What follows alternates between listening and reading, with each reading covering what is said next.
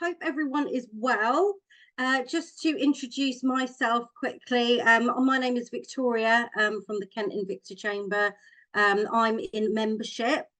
You've got me today. It's usually the lovely Henry, but unfortunately Henry's a bit under the weather, so so we didn't want him, exerting his lovely voice anymore and having a coughing fit. So you've got me today, but lovely to see you all, and thank you for joining us in this business bites that we do twice a month. So in particular today, this one is running a fully remote team, and no better to do that than the lovely Lawrence from NGO, which I will pass over to you in a moment. Before I do that, I would also like to introduce you to Emily O'Neill from Not Another Marketing Agency.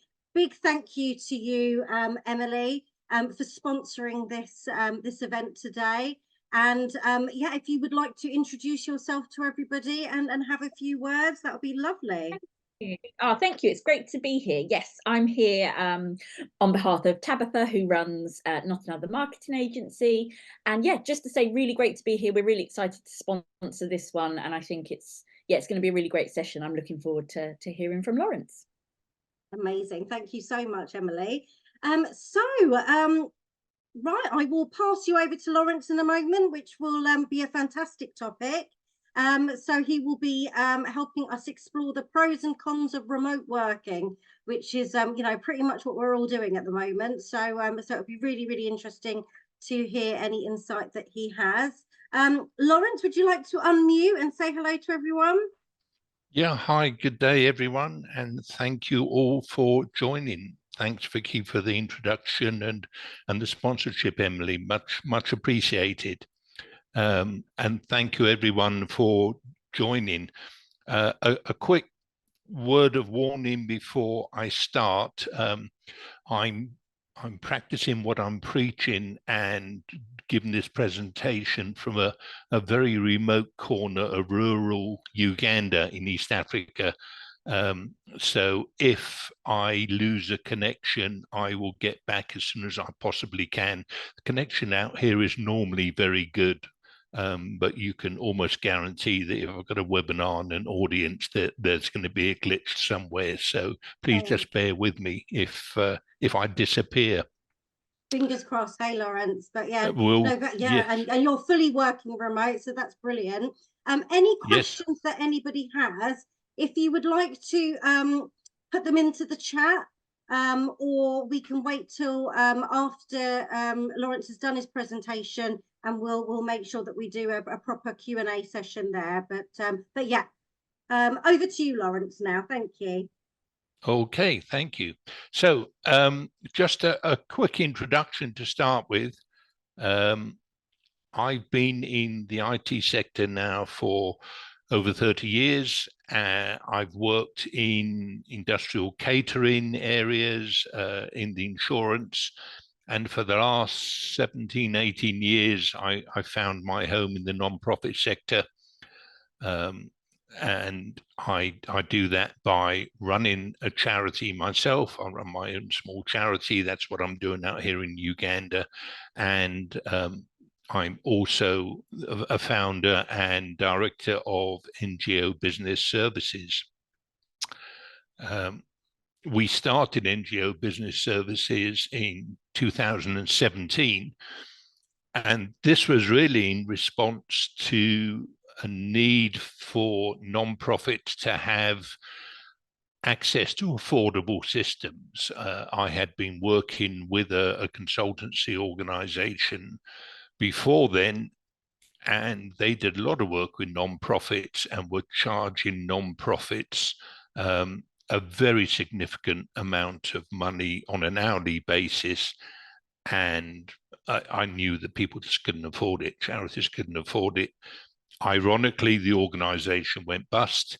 And so I contacted all of the clients I was working with at the time and asked them if they wanted to continue getting the same service and the same systems, but at half the price.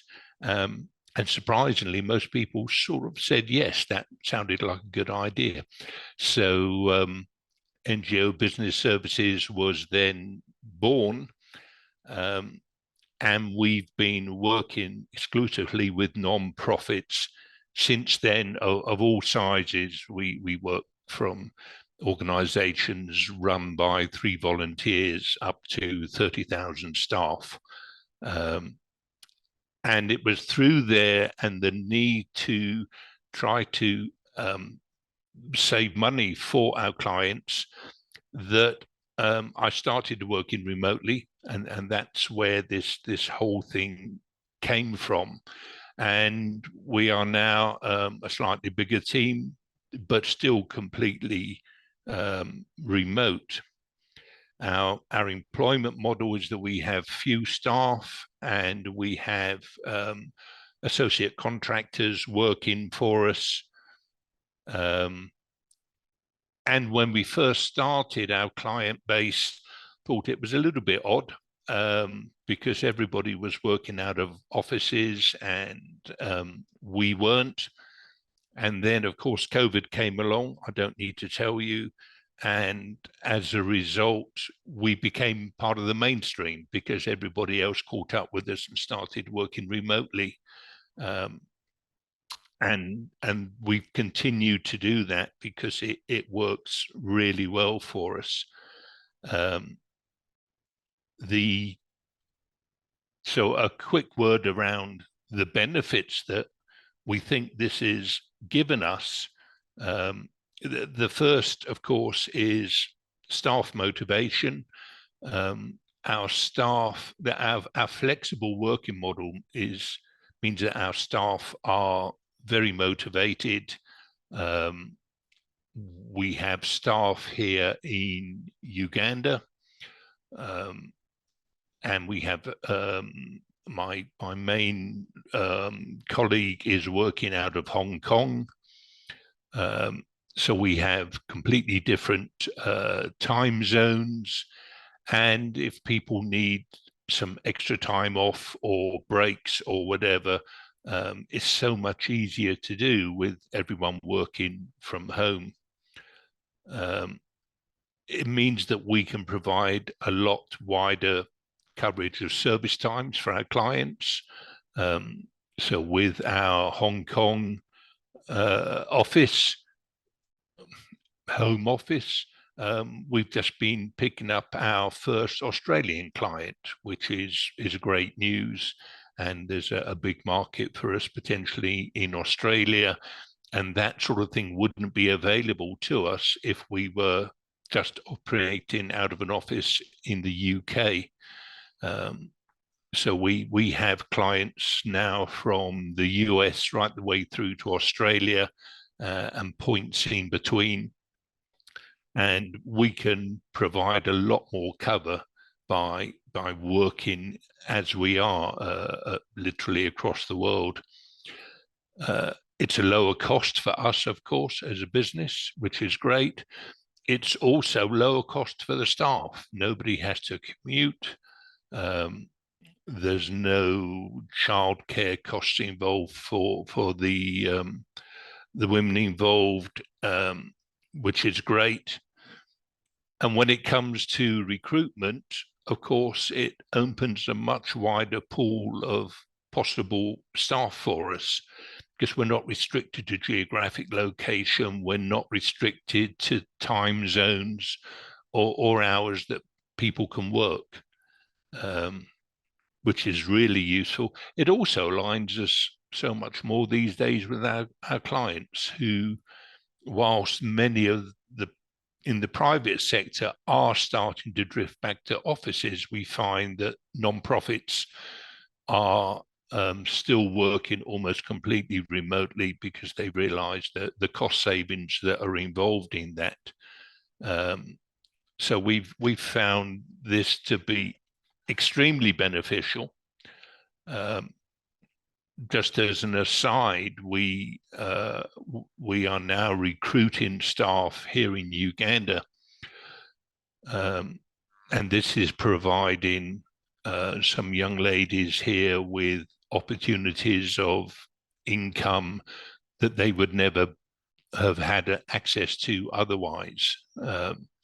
There's nothing along these lines anywhere near, well, probably in the whole country, let alone in the very remote corner where we're working. And there's very few opportunities here for young ladies to earn a living outside of potentially teaching.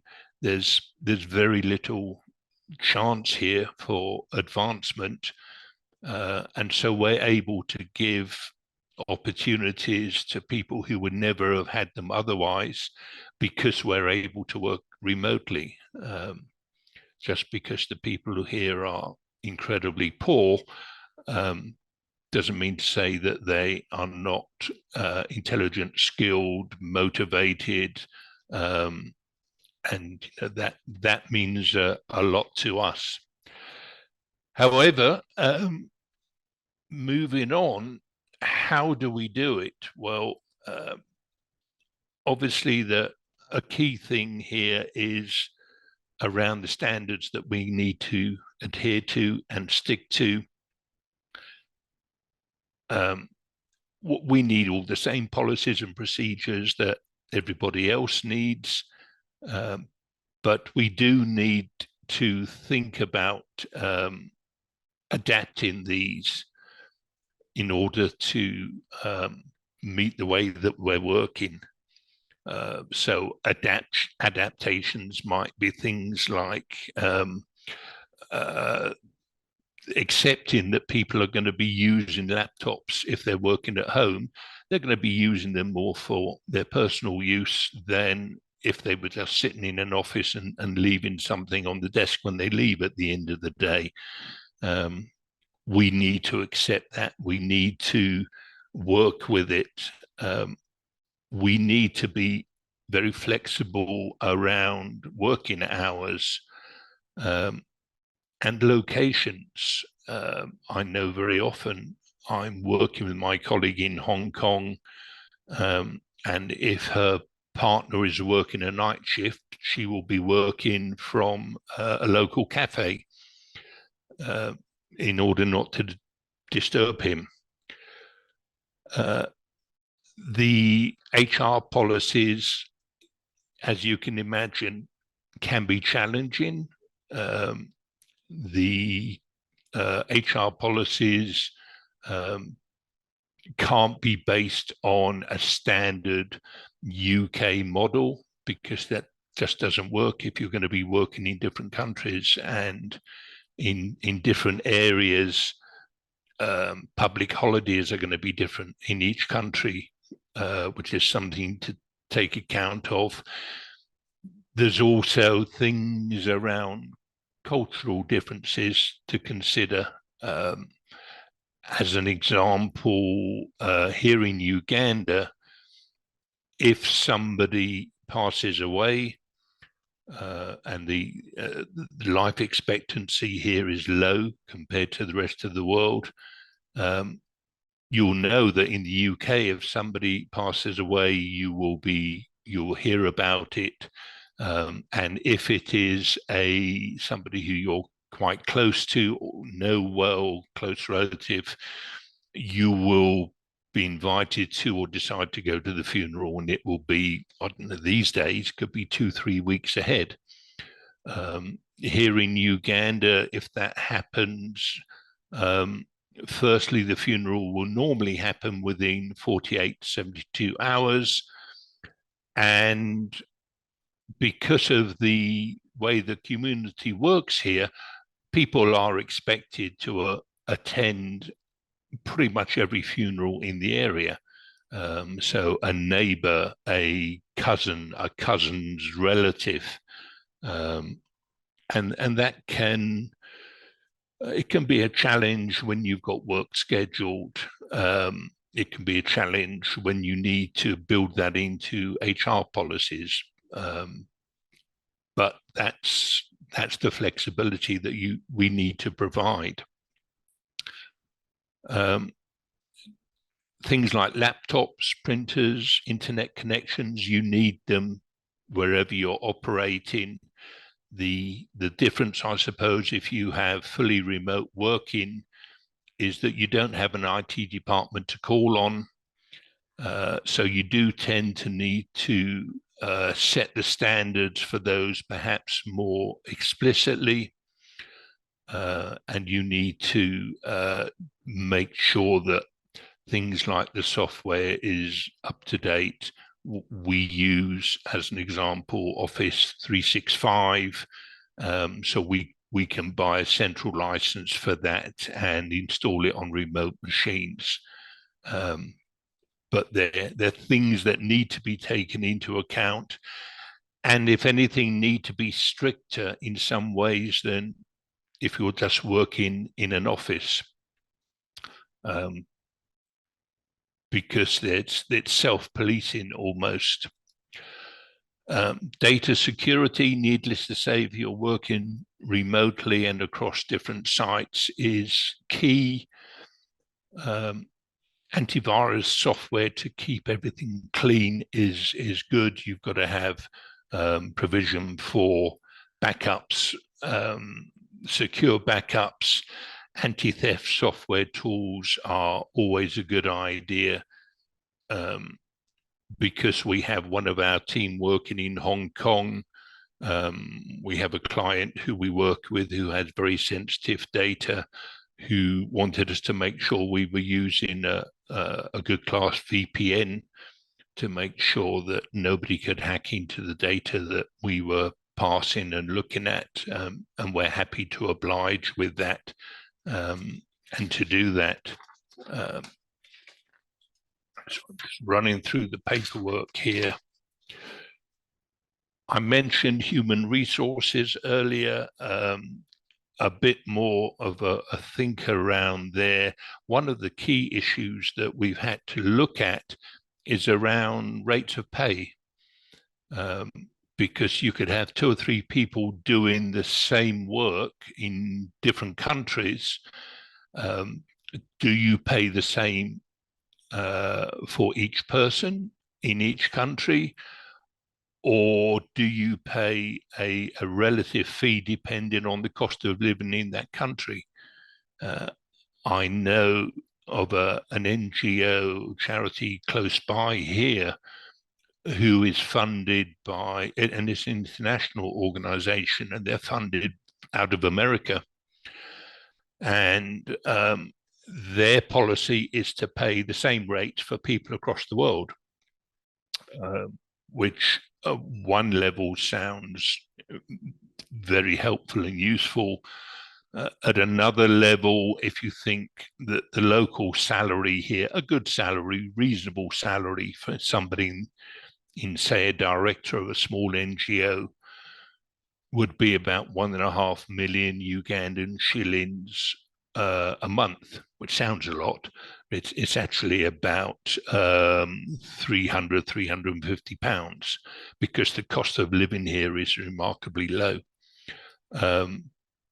But the director here of that particular organization was earning 17 million per month, which was just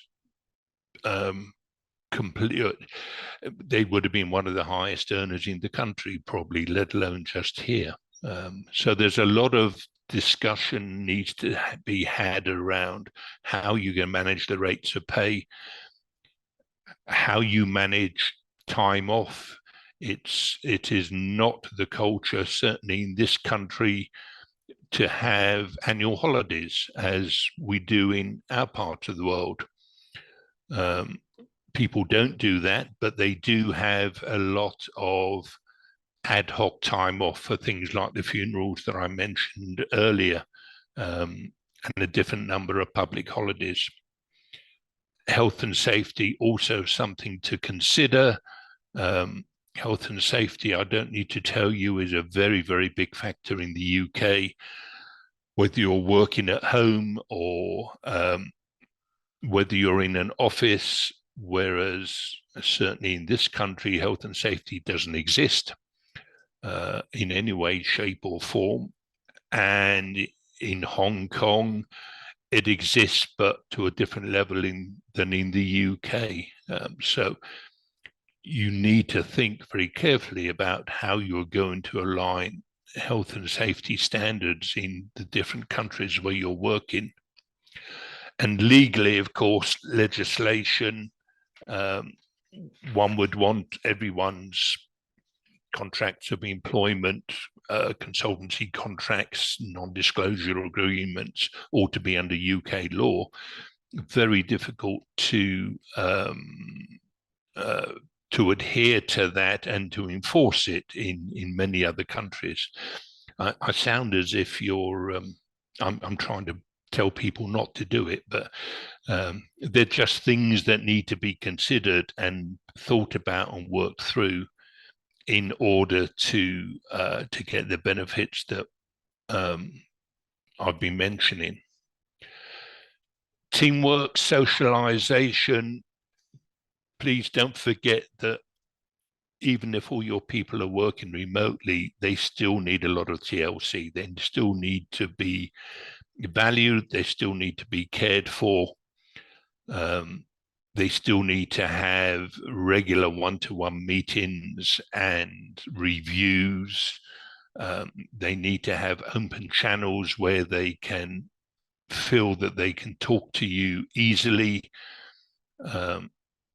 That's not always so obvious. If you've got to pick up a phone and make a call to somebody, you don't have that opportunity of just walking past a desk and saying, oh, can I just have 5 minutes of your time and have a chat with somebody over something. So you end up having to consciously make the time to do that type of thing. And of course, people miss out on that socialization that you would get in an office. So we get around that by, I remember last Christmas, just before we had a break for Christmas, I was here in Uganda with some staff here. UK and Hong Kong colleagues joined us, and we had a fun quiz between everyone in the team. And it went down great. And in fact, at this end, we all went into separate rooms to do it so that we could all be effectively remote and nobody was feeling left out. And that worked really well. A few more words in there around culture.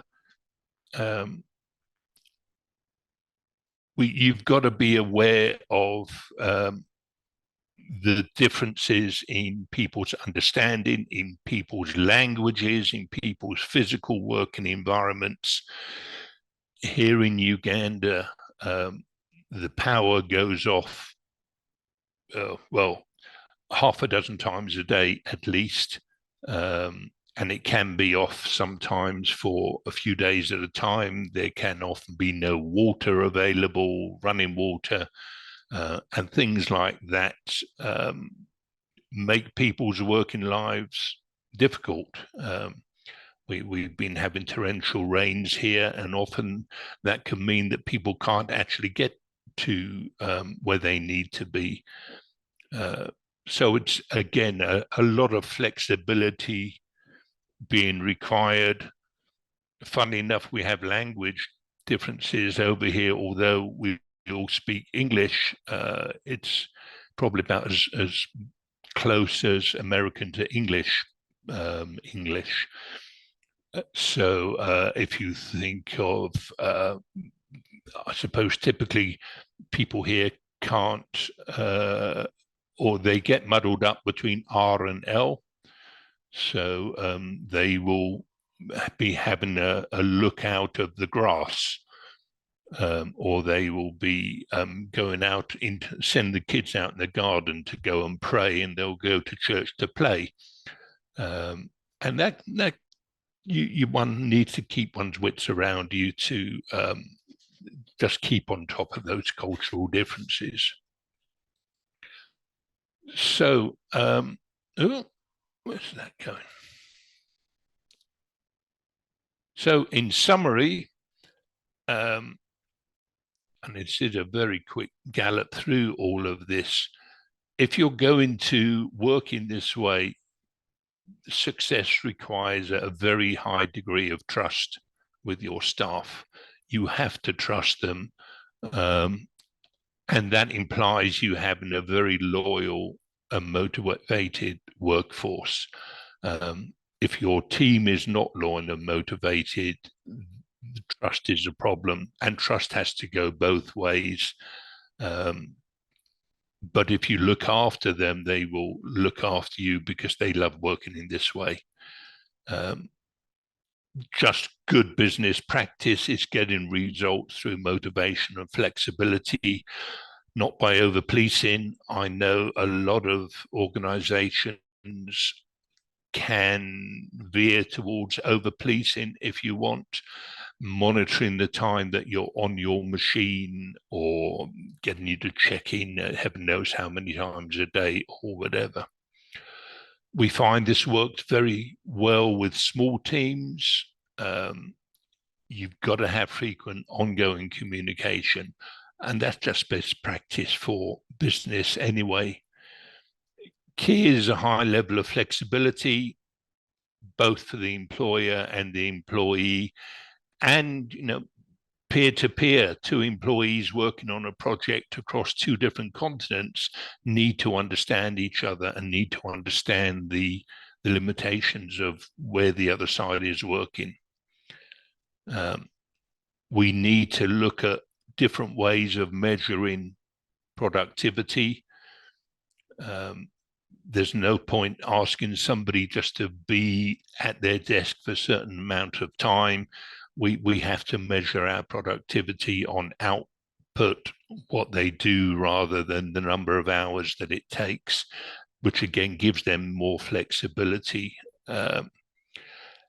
And again, be sensitive to and accommodate the cultural differences that your team will have undoubtedly across different locations. I'm finishing off with a nice slide of some pictures of the three key locations that we work from, and they can't be a lot more different, I suppose, than these three. And with that, I will ask for any questions. I think I've got a couple of minutes spare and left and available for that. So, Vicky, I will let you talk. Thank you, Lawrence. That was so wonderful. Thank you so much.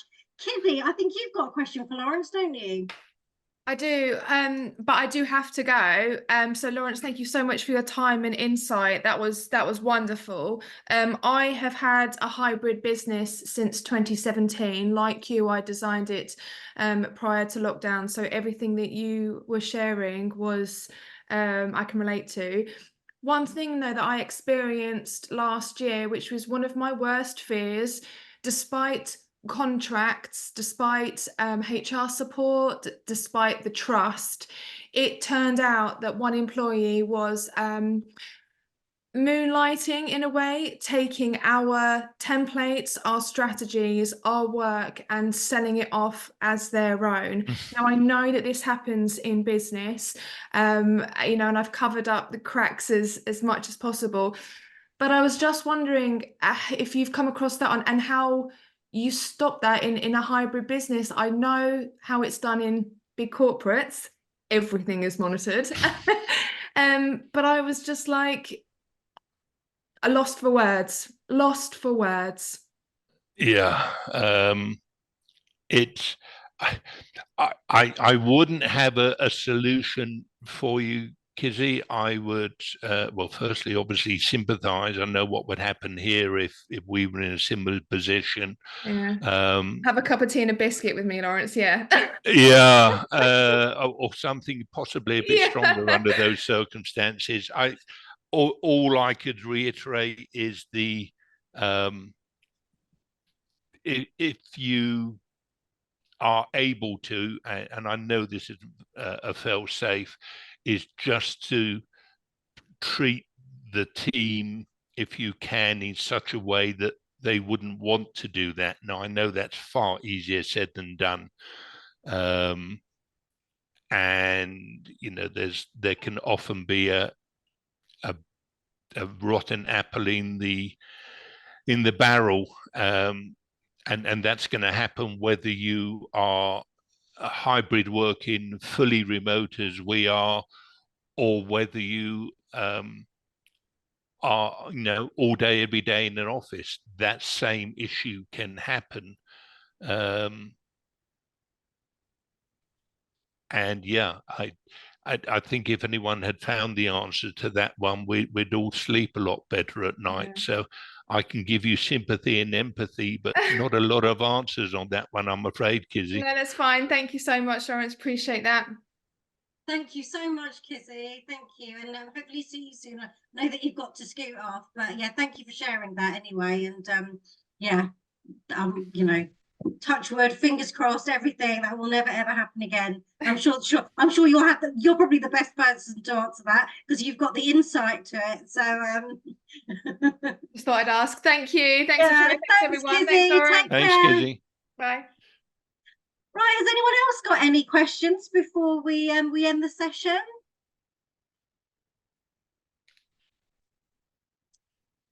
No. We'll take that as a no. I will take that as a no. On behalf of everyone, Lawrence, just want to say thank you. That was really insightful. And what a wonderful place to work.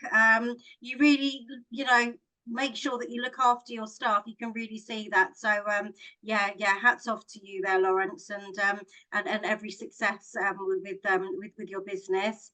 And Emily, thank you once again for sponsoring.